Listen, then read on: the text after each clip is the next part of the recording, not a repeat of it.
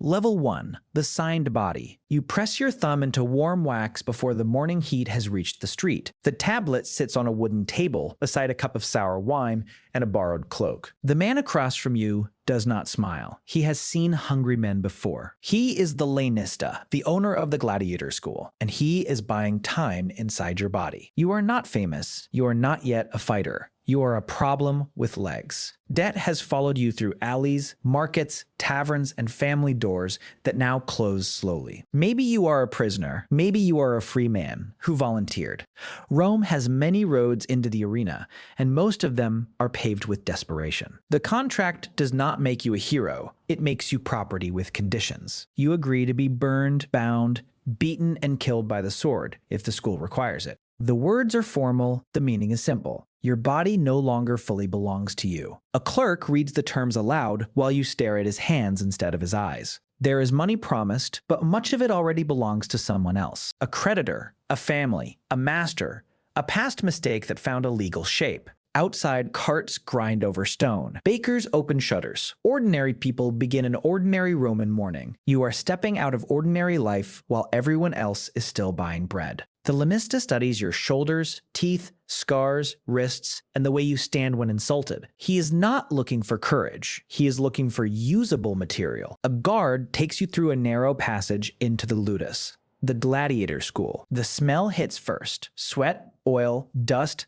cooked barley, old blood, and damp wool. Men turn to look at you, then stop looking, because new men arrive all the time. Some are Gauls, Thracians, Greeks, Numidians, Syrians, Germans, criminals, captives, and citizens with ruined luck. Inside these walls, birth matters less than usefulness. Rome is strangely honest that way. Your old name is still yours, but it begins losing weight immediately. You sleep in a small cell with a straw mattress and a door that closes from the outside. Your first meal is not feast food. It is barley porridge, beans, bread, and water. Gladiators are often called barley men, hordearii, because the school feeds muscle cheaply. You expected meat and wine. Instead, you get a bowl, a spoon, and silence. That night, you hear men breathing in the dark like animals pretending not to be afraid. You tell yourself you can survive training. You do not yet understand. Survival has levels. Level 2, the wooden sword.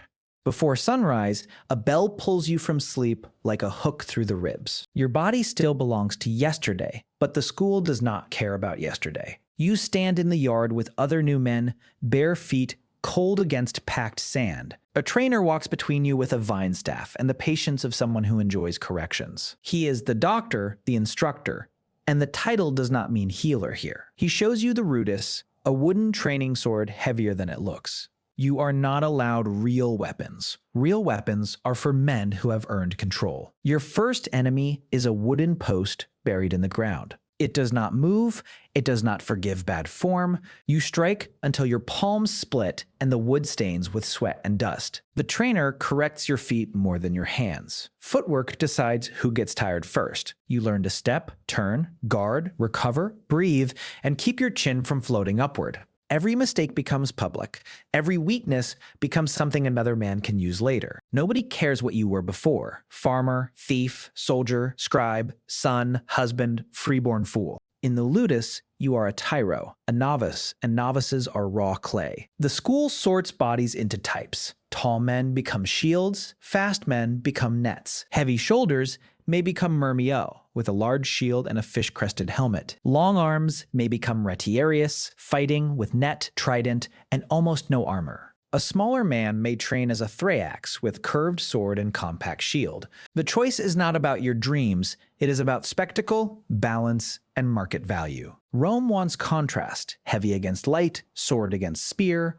armor against speed. You discover the arena is not chaos, it is arranged danger. The doctor teaches you to fall without breaking yourself and rise before the crowd laughs. He teaches you that panic wastes air. Air is life hidden inside the chest. At midday, you eat, stretch bruised fingers, and pretend the shaking is from hunger. Older fighters watch you without sympathy. They know which men will last. They can see cowardice, arrogance, sickness, and wasted movement before you know you are showing them. By evening, your arms are too tired to lift the bowl toward your mouth. You sleep before your fear can become words. In the morning, the wooden post is waiting again. Level 3. The school family. Weeks pass, and the ludus stops feeling like a prison every hour. That is one of its first victories over you. You learn the schedule so deeply that your body wakes before the bell. Training, food, oil, drills, inspection, sleep, and then the same day, wearing another name. The men around you become your familia gladiatoria, the fighting household of the school. Familia sounds warm. It is not warm. It is accurate.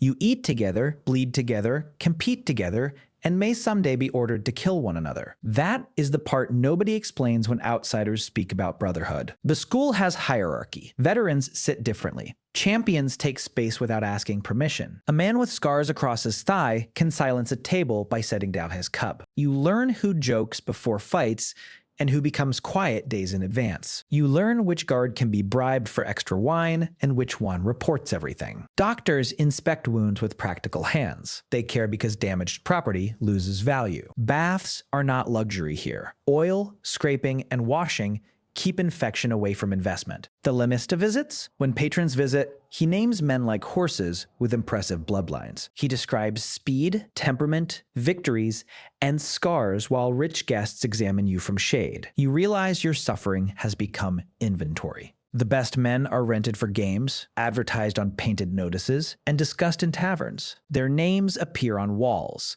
Their fighting styles become gossip. Women whisper about them. Boys imitate them with sticks in alleys. You are still not one of them. You are still learning how not to die foolishly. Your first small advancement is not glory. It is being trusted with sharper movement. Then, real armor touches your shoulders for the first time. The helmet smells of metal, leather, sweat, and old breath. When the eye slits close, the world becomes narrow and loud. Your own breathing fills the helmet until you feel trapped inside yourself.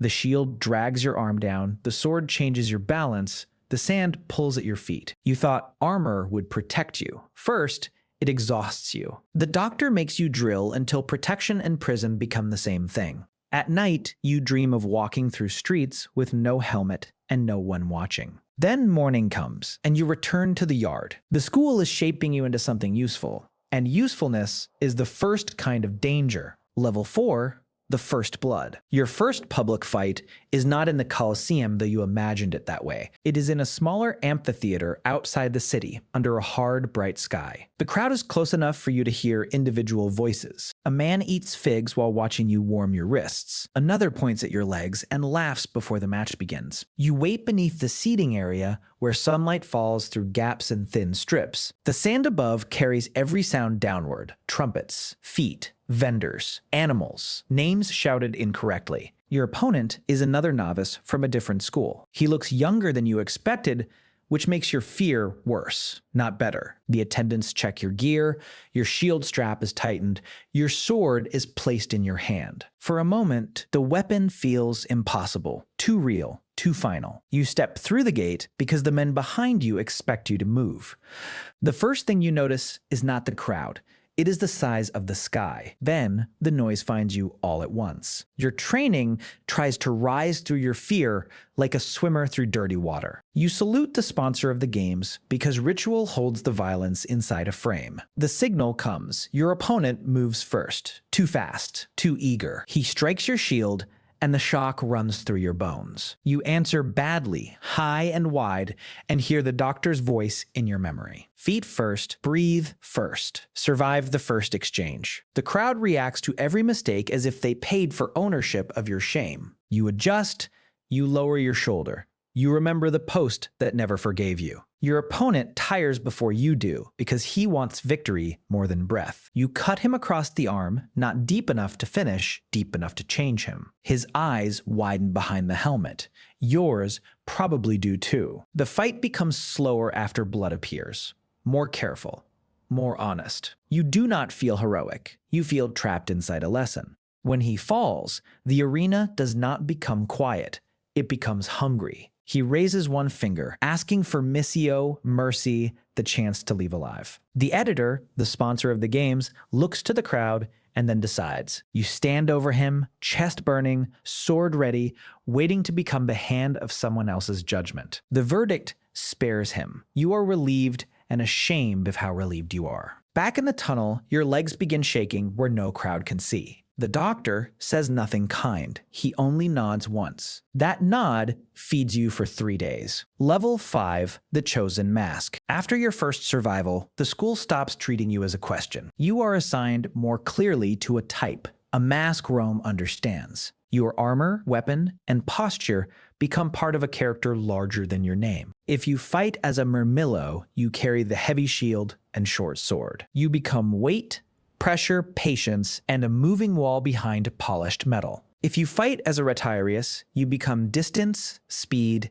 insult, and risk. The crowd loves the almost naked man who survives by timing instead of iron. If you fight as a Thrax, your curved blade changes the angles of fear. Your small shield forces you to move, cut, withdraw, and return before punishment arrives. Each style teaches a different lie about power. The heavy man learns armor does not save the slow mind. The fast man learns freedom can disappear in one bad step. The clever man learns the crowd notices cleverness only after it becomes blood. Your training becomes more specialized and more humiliating. The doctor pairs you against men designed to expose exactly what you avoid. If you hate close pressure, he crowds you. If you rush, he lets veterans punish impatience. Every instinct must be broken, examined, and rebuilt into something repeatable. You learn that courage is unreliable. Habit is better. Habit lifts the shield when fear forgets. Habit turns the foot when pride freezes. The school also teaches performance, though nobody calls it that. You learn when to pause, when to face the crowd, when to show pain without begging. A clean kill is useful, but a memorable fight is valuable. The Lanista understands this better than any fighter. A gladiator who survives without exciting the crowd is safe but forgettable.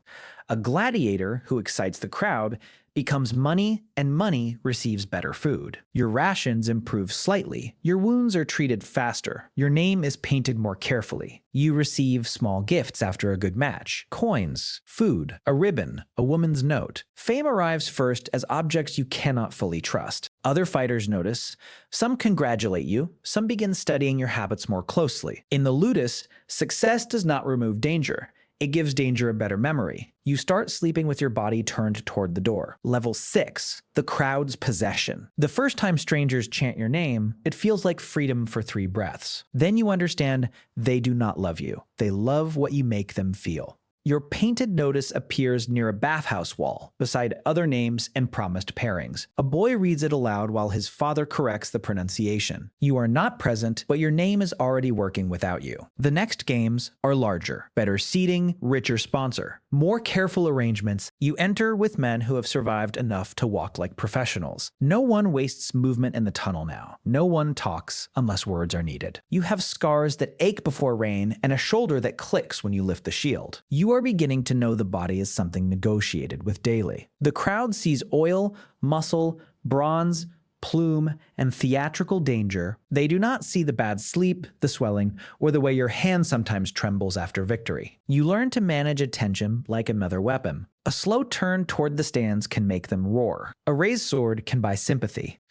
A defeated opponent's bravery can save him if the crowd believes he gave them enough. Mercy in the arena is not softness. It is politics with blood nearby. You begin recognizing faces among regular spectators, merchants, soldiers, bored elites, women in veils. Some look at you as entertainment. Some look at you as an omen. A powerful admirer sends you better sandals and asks for a private meeting after the games. The Lanista decides whether you may go, because your time is still not yours. You sit at a dinner where free men ask what fear feels like. They laugh too loudly when you answer simply. You notice they want danger near them, but only if it remains obedient. Your fame gives you access to rooms where you are still not equal. You can be praised at a banquet and locked behind a door before sunrise. This is the strange bargain of the gladiator. You are beneath respectable society and above ordinary anonymity at the same time. People call you brave because they do not have to live inside the word. The crowd has given you a second life, but it can demand the first one anytime. Level 7, the veteran's price. Years in the arena do not pass like normal years. They collect in joints, scars, habits, and the quick silence before bad news. You are no longer surprised by blood. That worries you more than fear ever did. New fighters arrive with the same wide eyes you once carried into the yard. You see their mistakes before they make them. High elbows, shallow breath. Pride disguised as courage. Some ask for advice. Some avoid you because your survival makes them feel judged. You tell them the truth only once. After that, the arena explains better. The doctor begins using you in training, not just training you. You demonstrate pressure, patience, and the small mercy of stopping before damage becomes permanent. The lanista trusts you enough to invest in you and fears you enough to watch you. A valuable gladiator is both asset and risk. If you die, he loses money. If you win too much, you begin wanting choices. You receive better medical care because your body now has a reputation attached. A surgeon cuts damaged flesh while you bite leather and count roof beams. He tells you the wound is clean. He does not tell you what it will feel like in winter. Your relationships outside the school become thinner. Letters arrive less often. Family members stop knowing which version of you they are writing to. When you visit home, people speak carefully, as if anger might spill from your hands. Children stare at your scars. Adults ask about money before asking about sleep. You discover that survival can make you foreign to the people you survived for. Inside the ludus, younger men treat you with respect. Outside, respectable men still look down. The contradiction hardens something in you. You stop explaining the arena to people who only want stories. You stop correcting those who call it glory. Glory is the word used by people sitting far enough away.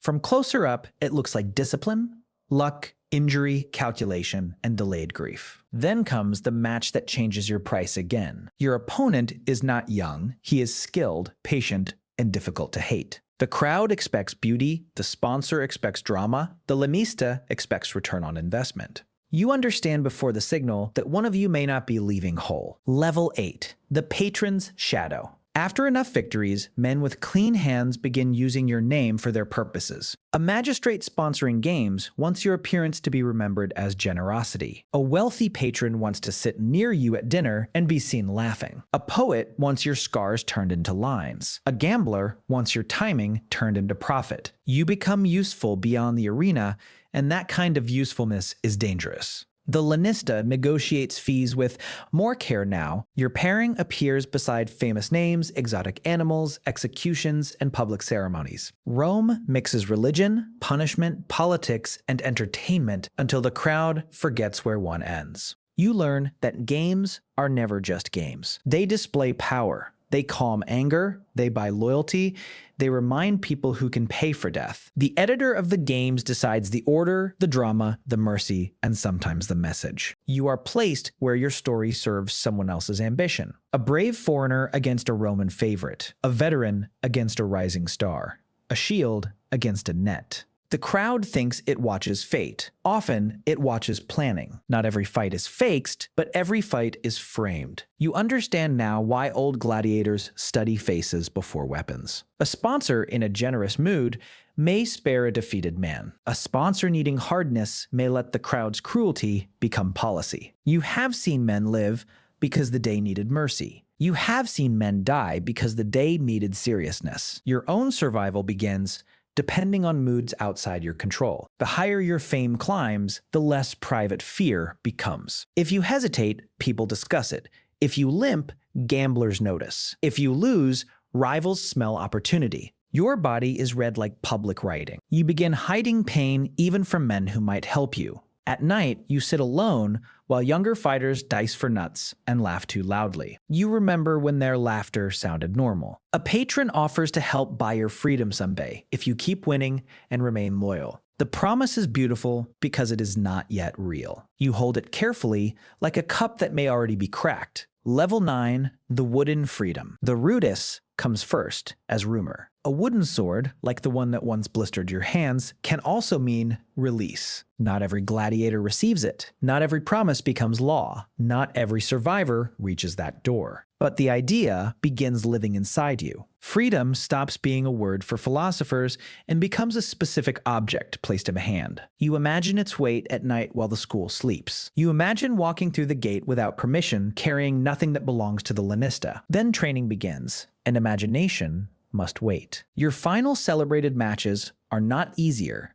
They are crueler in a quieter way. You are fighting men who want the reputation you carry. You are also fighting your own body, which has become skilled but less forgiving. The knee bends late, the shoulder burns early, the lungs recover slowly after hard exchanges. Experience saves you, but experience also tells you exactly how close each mistake comes. One afternoon, under a packed amphitheater, you face a younger fighter with clean movement. He reminds you of yourself before the arena taught patience with pain. The crowd loves him immediately, because crowds love beginnings. They love you too, but differently. They love the possibility of seeing a legend tested. The match stretches longer than planned. He cuts your thigh, you break his rhythm, he nearly catches you turning. For a moment, the arena narrows to breath, sand, metal, and the white flash of his eyes. You could kill him when he falls badly after a failed attack. Your sword is there. The crowd is loud, the choice is not fully yours. But his finger rises for mercy,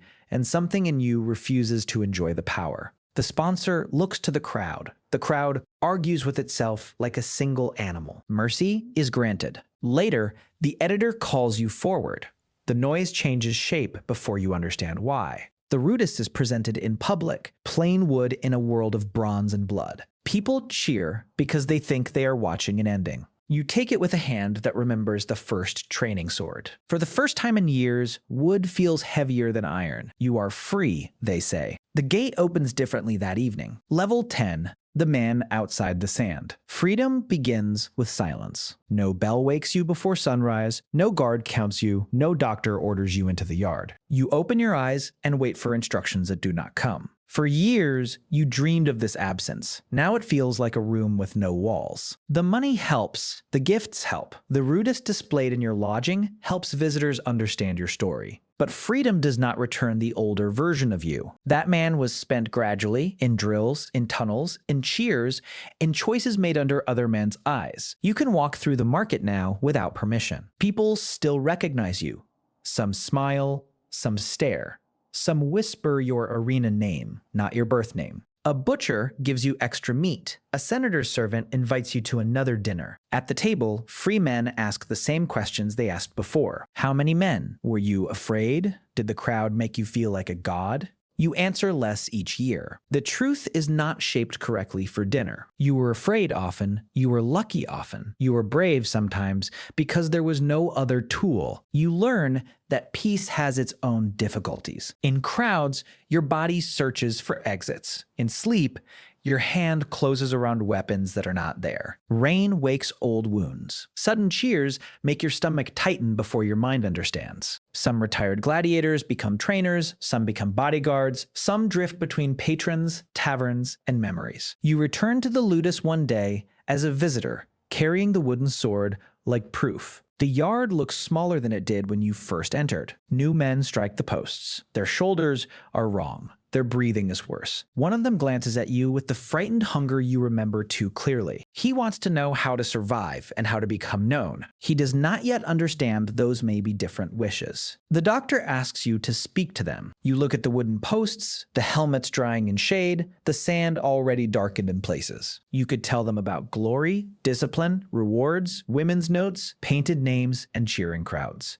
You could tell them about the doors that lock from outside. You could tell them that Rome will love them most when they are closest to being destroyed. Instead, you tell them to keep their feet under them and save their breath. It is not enough, but it is true. Years later, your name remains scratched on walls in places you never visit. Boys still swing sticks and pretend to be you. They copy the victory pose, not the limp. They copy the raised sword, not the quiet afterward. That is how the arena survives beyond stone and sand. It turns damage into legend, then legend into desire. You sit outside in the late afternoon, older than many men thought you would become. The ludus rests beside you, plain wood worn smooth by your thumb.